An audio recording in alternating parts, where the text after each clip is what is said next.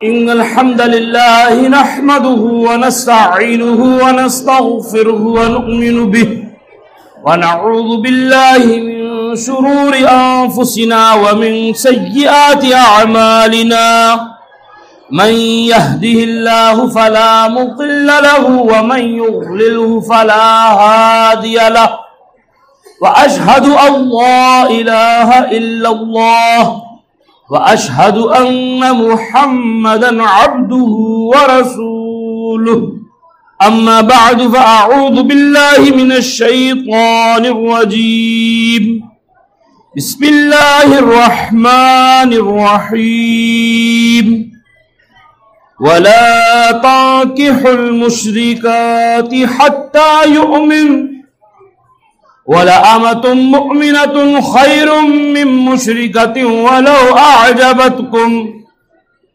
وَلَا تُنكِحُوا الْمُشْرِكِينَ حَتَّى يُؤْمِنُوا وَلَعَبْدٌ مُؤْمِنٌ خَيْرٌ مِّن مُّشْرِكٍ وَلَوْ أَعْجَبَكُمْ أُولَئِكَ يَدْعُونَ إِلَى النَّارِ واللہ يدعو إلى الجنة والمغفرة واللہ يدعو إلى الجنة والمغفرة بإذنه ويبين آياته للناس لعلهم يتذكرون۔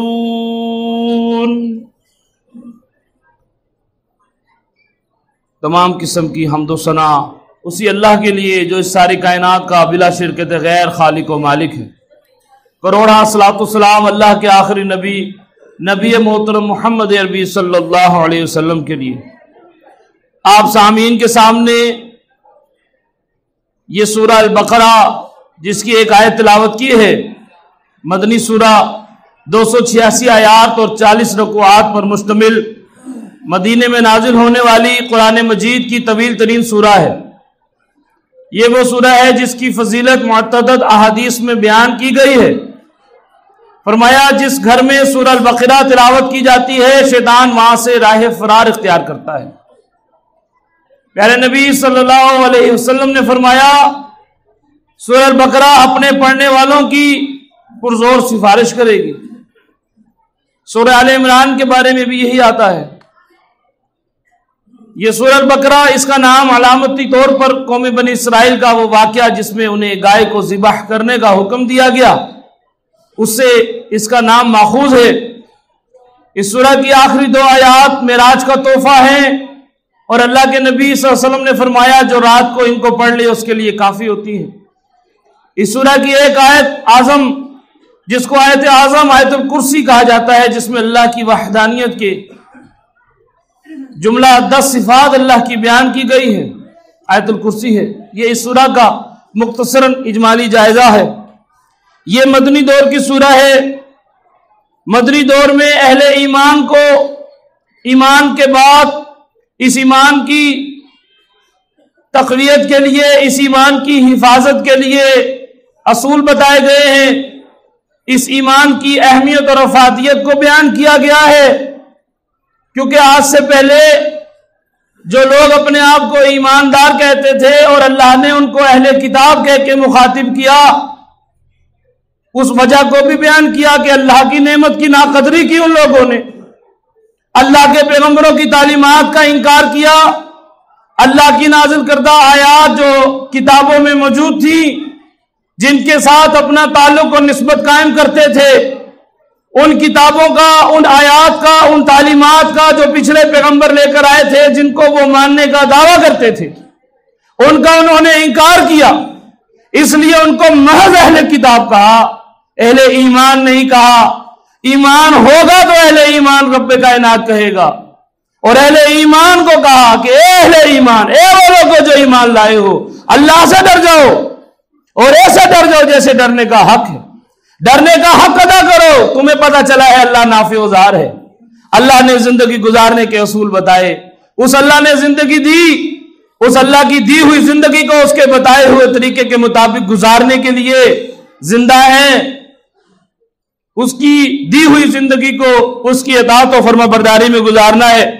فرمایا گیا या अय्युहन्नास इत्तक़ू, ए इंसानों तकवा अख्तियार करो, डर जाओ, रब्बकुमुल्लज़ी, अपने उस रब से, खलक़कुम, जिसने तुम्हें पैदा किया है, मिन नफ्सिन वाहिदा, एक जान से, व खलक़ मिनहा, और फिर उससे, ज़ौजहा, उसका जोड़ा बनाया। अल्लाह ने इंसान का जोड़ा बनाया, जोड़े में इंसान को पैदा किया। अल्लाह रब्बुल इज्जत ने हमारा जोड़ा बनाया। खलक़ मिनहा ज़ौजहा व बस्स मिनहुमा रिजालन कसीरन व निसा, और फरमाया फिर उस एक जोड़े से बकसरत जोड़े पैदा किए। फिर फरमाया इसी आयत में अल्लाह रब्बुल इज्जत दूसरी बार फरमा रहा है, वत्तकुल्लाहल्लज़ी तसअलून बिही वल अरहम, और उस रब से इस बाबत भी डरते रहो, इसलिए भी डरना है कि वो तुम्हारा रब है, वो तुम्हारा खालिक व मालिक है, इसलिए भी डरना है कि उसने तुम्हारा जोड़ा बनाया है। तसअलून बिही वल अरहम, उसके नाम पर एक दूसरे पर हलाल होते हो, उसके नाम को हाजत बरारी का जरिया बनाते हो। उसने ये तुम्हारे लिए सहूलत मुहैया की है कि तुम्हारे सुकून और आराम के लिए तुम्हारा जोड़ा बनाया है। उससे इस बाबत भी तुम्हें डरना है कि उसने तुम्हारा जोड़ा बनाया है और इस जोड़े के तकाजे हैं, और ये जोड़ा होना कैसा चाहिए ये भी उसने बताया है। अहले ईमान को उसके शरई और फितरी तकाजे के ऊपर अल्लाह रब्बुल इज्जत ने हिदायत की है कि ये तुम्हारा शरई और फितरी तकाजा, जिसको अल्लाह के प्यारे नबी सल्लल्लाहु अलैहि वसल्लम ने फरमाया, अन निकाह मिन सुन्नती, निकाह मेरी सुन्नत है। लेकिन ये निकाह कैसे करना है, ये निकाह किससे करना है, ये भी अल्लाह का दीन बताता है। अल्लाह के दीन में हमने पूरा का पूरा दाखिल होना है मेरे भाइयों, आधा अधूरा नहीं, तीतर आधा बटेर नहीं, पूरे का पूरे। फरमाया या अय्युहल्लज़ीना आमनू, हमारे लिए ईमानदारों को कहा अल्लाह ने, ए वो लोगों जो ईमान लाए हो, या अय्युहल्लज़ीना आमनू उदखुलू, तुम दाखिल हो जाओ, तुम किनारे किनारे ना चलो, तुम दो कश्तियों के सवार ना बनो, तुम्हारे दिल में अल्लाह की मोहब्बत के अलावा कोई और मोहब्बत घर ना करे। या अय्युहल्लज़ीना आमनू उदखुलू फिस्सिल्मि काफ़ा, दीन में पूरे के पूरे दाखिल हो जाओ। और पूरे के पूरे दाखिल होने का मतलब अजीजों ये है कि अब हर काम अल्लाह के बताए तरीके के मुताबिक होगा। कारोबार हो, घर बार हो, माश हो, समाजी मामलात हो, सियासी मामलात हो, इंतजामात हो, अल्लाह के बताए कुरान और सुन्नत के मुताबिक हमारा हर काम होगा। दाखिल होने का मतलब यह है कि दीन में पूरे के पूरे दाखिल हो जाओ। अब अपनी खुद इख्तियारी इसको अल्लाह की आयात के ताबे कर दो।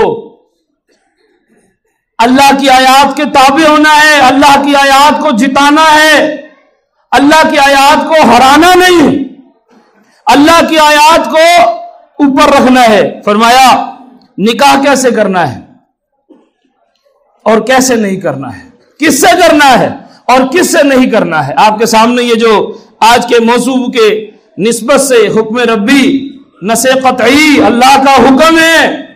फरमाया वला तनकिहुल मुशरिकात, और ना करो निकाह, अल्लाह का हुक्म है, कहा ना करो निकाह मुशरिका से, किससे, शिरक करने वाली से या शिरक करने वाले से निकाह ना करो।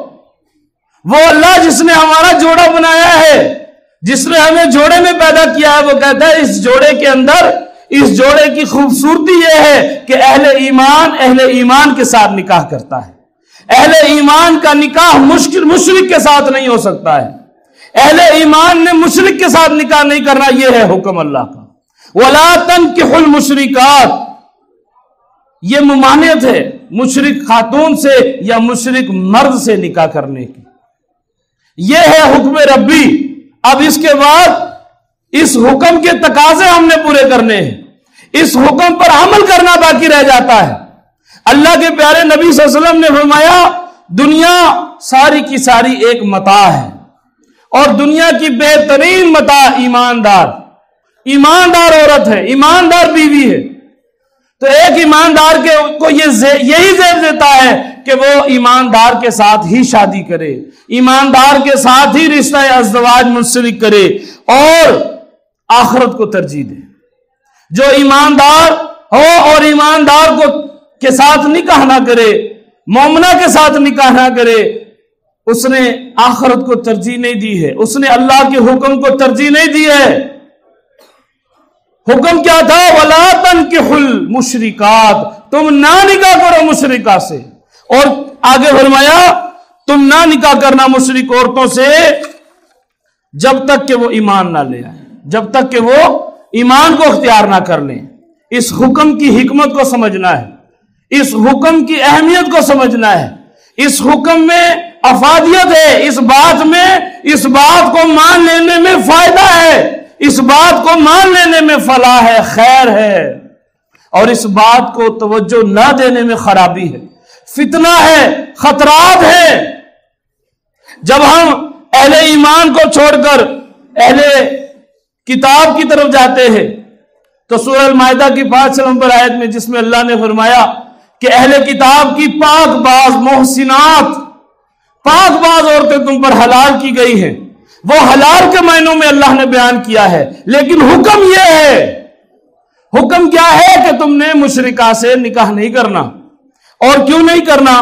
کیونکہ مشرک جو ہے، اللہ کا قرآن کہتا ہے اے ایمان والو، یہ جو مشرک ہیں یہ اللہ کو ناپسند ہیں۔ الفاظ کیا ہے؟ انما المشرکون نجس، بے شک یہ جو مشرک ہے یہ نجس ہے۔ کس وجہ سے؟ اپنے اس شرک کی وجہ سے، اللہ کے ساتھ شرک کرتا ہے، اللہ کو منہ بھر بھر کر گالیاں دیتا ہے، اللہ کے ساتھ کبھی ذات کا شرک کرتا ہے، کبھی صفات کا شرک کرتا ہے، کبھی حقوق و اختیارات کا شرک کرتا ہے، کبھی علم و تصرفات کا شرک کرتا ہے، کبھی گلوں میں تعویذ لٹکاتا ہے، کبھی گھروں میں تعویذ لٹکاتا ہے، اللہ کی نافرمانی کرتا ہے، اللہ کے رسول کی نافرمانی کرتا ہے۔ تو ایک اہل ایمان اس سے رشتہ کیسے تعلق کر سکتا ہے؟ یہ ایک فطری تقاضا تو ہے، ایک نفسانی تعلق تو ہے، لیکن نکاح کا رشتہ، نکاح کا تعلق یہ ایک اخلاقی، ایک تمدنی، ایک سماجی، ایک پورا خاندان دوسرے خاندان کے ساتھ ملتا ہے۔ اور اگر ایک مرد مومن مشرکہ سے نکاح کرتا ہے تو اس کی اولاد کا ایسا مرکب، ایک ایسا معجون تیار ہوگا کہ جس کو اسلام قبول نہیں کرے گا، جو اسلام کو قبول کرنے میں ہچکچاہٹ اختیار کرے گا، کیونکہ گو کا شکار ہوگا وہ۔ اس کے آدھے رشتہ دار مشرک ہیں جو اس کو اپنی طرف کھینچیں گے، اور آدھے رشتہ دار مومن ہوں گے۔ تو اس کیفیت سے دوچار کیوں ہونا ہے؟ اس آزمائش میں اپنے آپ کو یا اپنی اولاد کو کیوں ڈالنا ہے؟ اللہ فرماتا ہے کہ مشرک سے میل جوڑ یہ ہمیں دنیا پرستی سکھائے گا، اس لیے اللہ نے یہاں فرمایا حتی یؤمن، حتیٰ کہ وہ ایمان نہ لے آئیں، جب تک کہ وہ ایمان نہ لے آئیں ان سے نکاح نہیں کرنا۔ نکاح کی شرط ایمان اللہ نے رکھی ہے، یہ باقی شرطیں ہم نے خود لگائی ہیں، اس کا اسٹیٹس ہو، برابر کی تعلیم ہو، اللہ نے یہ شرط نہیں لگائی، اللہ نے ایمان کی شرط رکھی ہے۔ آج ہم بیٹی کا رشتہ دیکھتے ہیں، اپنا گھر ہو، اپنا کاروبار ہو، یہ ساری شرائط ہم نے خود لگائی ہے۔ اللہ نے کیا شرط لگائی ہے؟ کہ بندہ ایماندار ہو، بندی ایماندار ہو، یہ اللہ کی شرط ہے، یہ اللہ نے شرط لگائی ہے، اسی میں خیر ہے۔ باقی جو شرائط ہم نے لگائی ہیں اس میں خیر نہیں ہے، اس میں فلاح نہیں ہے، اس میں خرابی ہے، یہ دنیا پرستی ہے، یہ دنیا کی حب ہے، یہ دنیاوی محبت ہے۔ اب یہ تعلق جب جڑ جاتا ہے تو کیا ہوتا ہے؟ جب اللہ کے حکم سے فرار اختیار کر کے، اللہ کی بات نہ مان کر، وَلَا تَنْكِحُوا الْمُشْرِكَاتِ، اللہ نے کہا تھا نہ نکاح کرو مشرکہ سے، جب اللہ کی بات نہ مان کر مشرکہ سے نکاح کرتے ہیں تو اللہ کے حکم سے فرار اختیار کرتے ہیں، اور اللہ کے حکم سے فرار جہنم کا راستہ ہے۔ اللہ کے حکم کو ماننا یہ جنت کی رہبری کرتا ہے، اللہ کے حکم کی اطاعت۔ تو یہاں پر اللہ کے پیارے نبی صلی اللہ علیہ وسلم کا فرمان سنیں، فرمایا بخاری مسلم میں ہے، آپ نے فرمایا کہ 4 باتوں کی بنیاد پر نکاح کیا جاتا ہے، 4 باتیں دیکھی جاتی ہیں۔ پہلی بات حسب و نسب، دوسرا حسن و جمال، تیسرا اس کا مال، اور چوتھا دینداری۔ آپ نے فرمایا کہ تم ایمان کو ٹٹولو، تم ایمان دیکھو، تم دینداری دیکھو۔ لیکن آج کیا ہے؟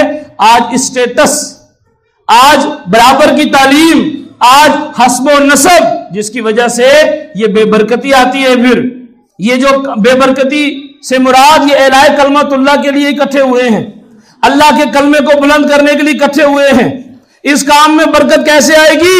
جب ایماندار کے ساتھ اپنے قلبی تعلق کو مضبوط کرے گا، اور اس تعلق کو مضبوط کرنے کی بہترین بنیاد نکاح ہے۔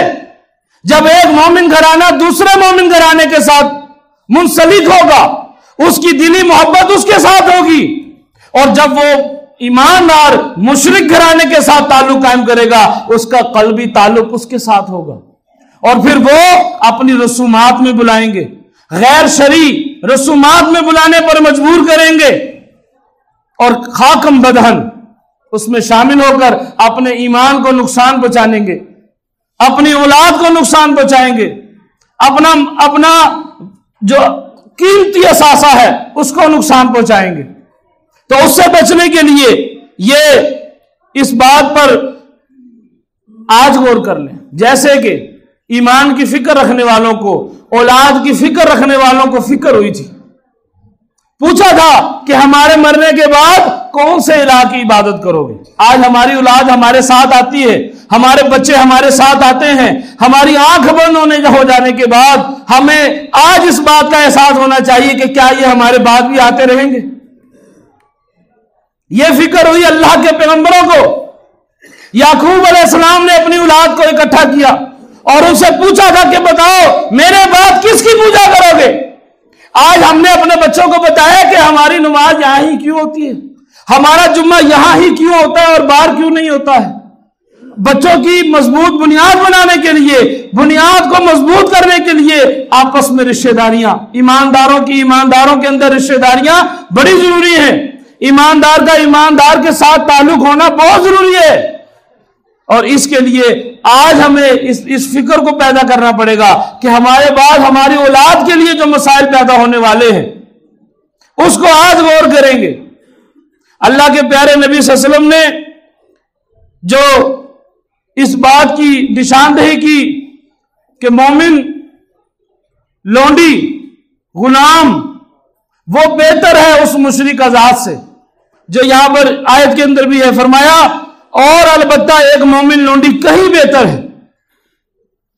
وَلَأَمَةٌ مُؤْمِنَةٌ مُؤْمِنَةٌ خیر، مومنہ بہتر ہے، مومن بہتر ہے، ایماندار بہتر ہے اس مشرکہ سے وَلَوْ أَعْجَبَتْكُمْ، جو تمہیں بہت پیاری لگتی ہے، جو تمہیں بہت اچھی لگتی ہو، بھلی لگتی ہو، اس سے وہ مومنہ لونڈی غلام بہتر ہے، اس سے وہ مومن غلام بہتر ہے، اس مشرک شہزادے سے یا اس مشرک مالدار سے، اس مشرک اچھے حسب و نسب والے سے، اس مشرک مالدار سے، خوبصورت سے، وہ ایماندار بہتر ہے جو خوبصورت بھی نہیں ہے، جو مالدار بھی نہیں ہے، لیکن اس کے پاس ایک قیمتی اثاثہ ہے ایمان، کہ وہ ایماندار ہے، اس کے پاس خالص ایمان ہے۔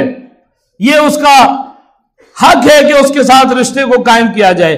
آج ہماری رشتہ داریاں، ہمارے تعلق یہ اس لیے کمزور ہو رہا ہے، ہمارا جو آپس کا مومنوں کا باہمی تعلقات یہ کمزور کیوں پڑ رہا ہے؟ کہ ہمارے رشتے آپس میں نہیں ہیں، ہمارا قلبی تعلق ایک دوسرے کے ساتھ نہیں ہے۔ اللہ کے پیارے نبی صلی اللہ علیہ وسلم نے فرمایا مسلمانوں کی مثال ایک دیوار کی مانند ہوتی ہے، جس کی ایک اینٹ دوسری اینٹ کو مضبوط کرتی ہے۔ کیوں کرتی ہے؟ کیونکہ اینٹیں ایک دوسرے کے اندر پھنسی ہوتی ہیں، ایک دوسرے کے ساتھ جڑی ہوتی ہیں، اور ایک دوسرے کے ساتھ جوڑنے والا یہ بہترین تعلق ہے نکاح کا۔ یہ بہترین تعلق ہے جو ہمیں ایک دوسرے کے ساتھ جوڑتا ہے۔ اللہ کے پیارے نبی صلی اللہ علیہ وسلم نے فرمایا مسلمانوں کی مثال ایک جسم کی مانند ہے، جس کے ایک حصے میں زخم ہو تو سارا جسم اس تکلیف کو محسوس کرتے ہوئے اس پر بخار آ جاتا ہے۔ یہ کیفیت کیوں نہیں پیدا ہوتی ہے؟ یہ احساس کیوں نہیں پیدا ہوتا ہے؟ کیونکہ ایک جسم نہیں بن رہے ہیں، یک جان نہیں ہو رہے ہیں۔ شیطان کا یہی حربہ ہے کہ وہ ہمیں آپس میں ایک نہ ہونے دے، کیونکہ ایک ہوں گے حزب اللہ بنیں گے، اللہ کی وحدانیت بیان کریں گے، اللہ کی الوہیت بیان کریں گے، اس کی ربوبیت کا پرچار کریں گے اکٹھے ہو کر، کمزوریاں ختم ہوں گی ہمارے اندر سے۔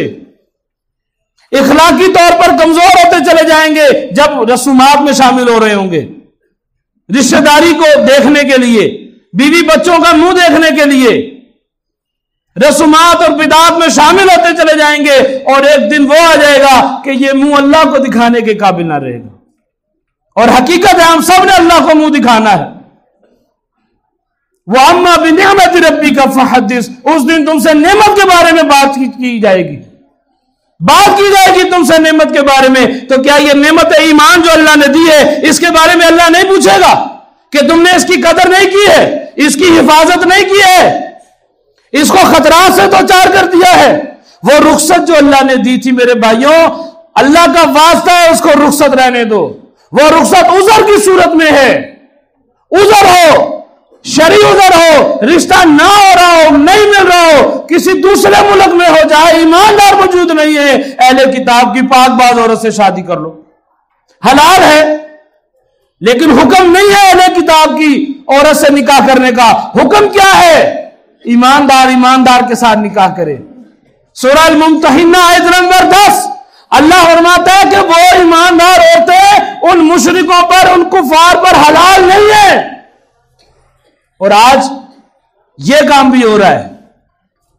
اللہ نے قرآن کے اندر فرمایا وَإِذَا الْمَوْعُودَةُ سُئِلَتْ، اور جب وہ بیٹی سوال کرے گی، کن سے؟ وہ عرب کے جوہلا جو بیٹیوں کو زندہ درگور کرتے تھے، ان کو اس سوال کا سامنا کرنا پڑے گا کہ کیا قصور تھا ہمارا، کیوں ہمیں درگور کیا تم نے؟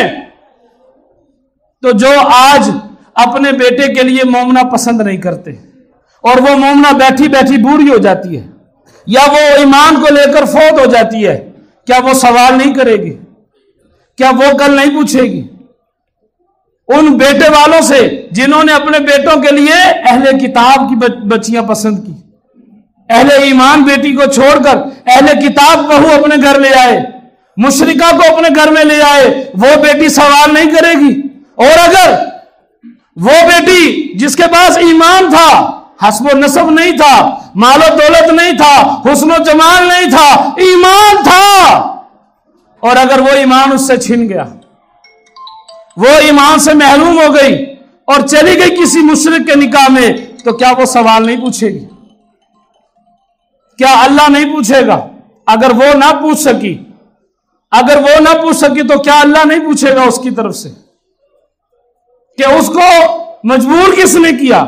یہ حالات پیدا کیوں کر ہوئے کہ ایک مومنہ بیٹھی رہے اور مومن مرد اہل کتاب کو لا کر اس کے ساتھ نکاح کرے؟ اس سوال کا سامنا میرے بھائیوں کرنا پڑ سکتا ہے۔ اس لیے وہ جو رخصت ہے اس کو رخصت رہنے دیں، اس کو رخصت تک رکھیں، اور جو نسخ قطعی ہے، جو اللہ کا حکم ہے، وَلَا، اور نہ تنکحوا، تم نکاح کرو مشرکہ سے، نہ مشرک عورت سے نکاح جائز ہے، نہ مشرک مرد سے نکاح جائز ہے، وہ رخصت ہے، وہ عذر ہے، وہ اس کو وہیں رہنے دو۔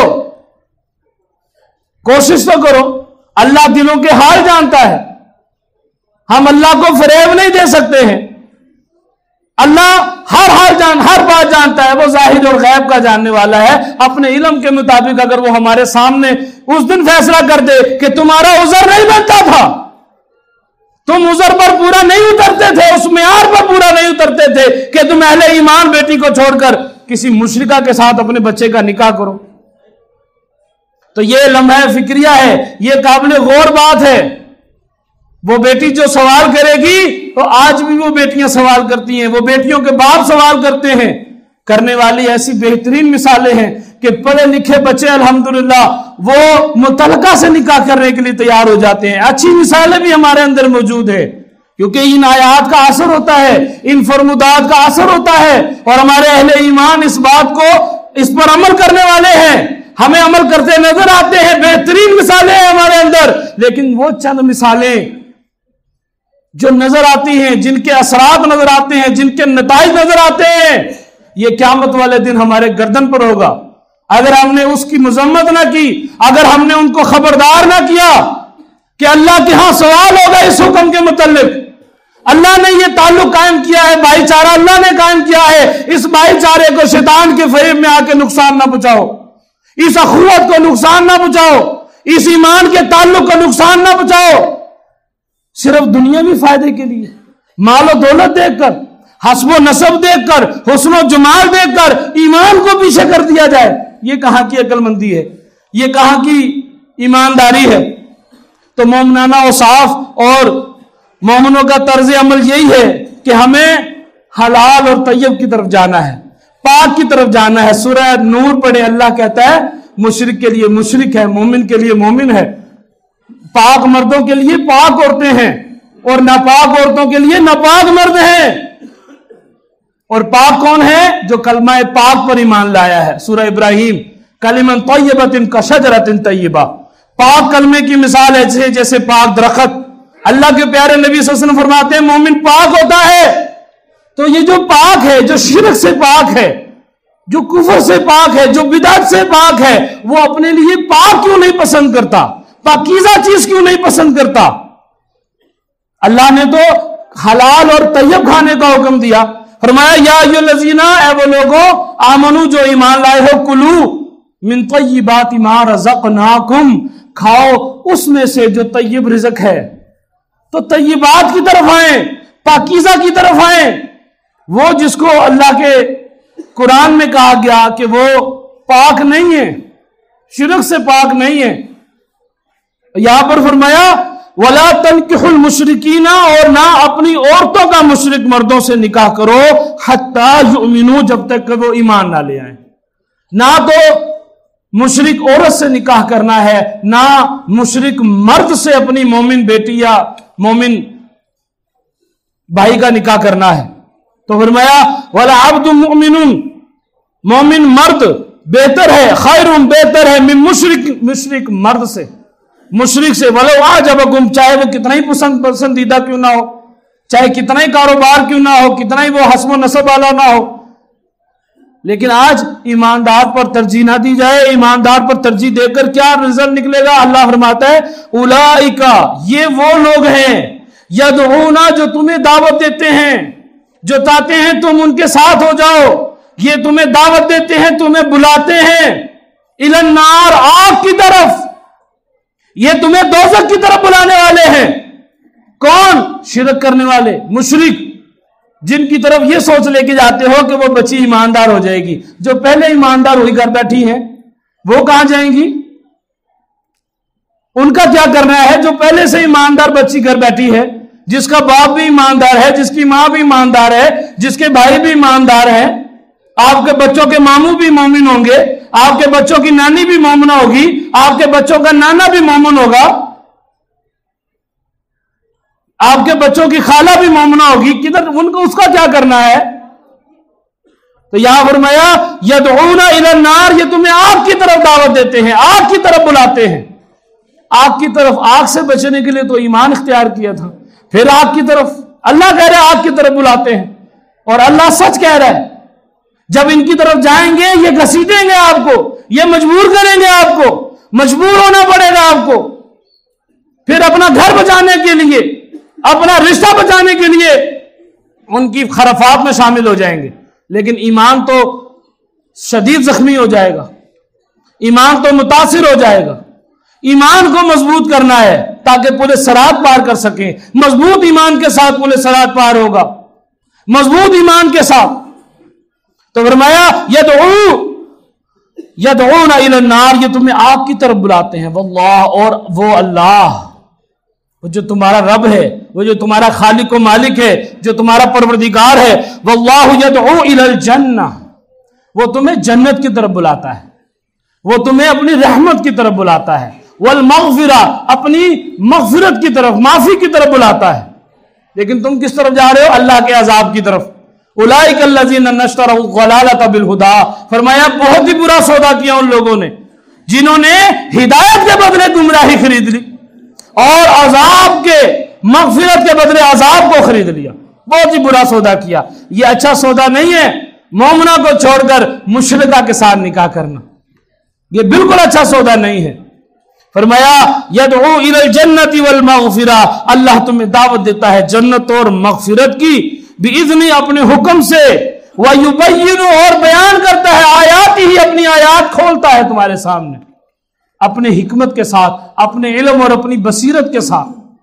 اللہ تمہیں وہ باتیں بتاتا ہے جس کا کل تمہیں سامنا پیش آ جائے گا۔ اگر آج تم نے اللہ کے اس حکم کو چھوڑ کر عذر کی طرف گئے، رخصت کی طرف گئے، وہ رخصت ہے میرے بھائیوں، رخصت دی ہے اللہ نے، وہ آیتیں بھی سامنے ہیں۔ اللہ فرماتا ہے کہ اہل کتاب کی پاک دامن عورتیں تمہارے اوپر حلال کر دی گئی، پاک دامن۔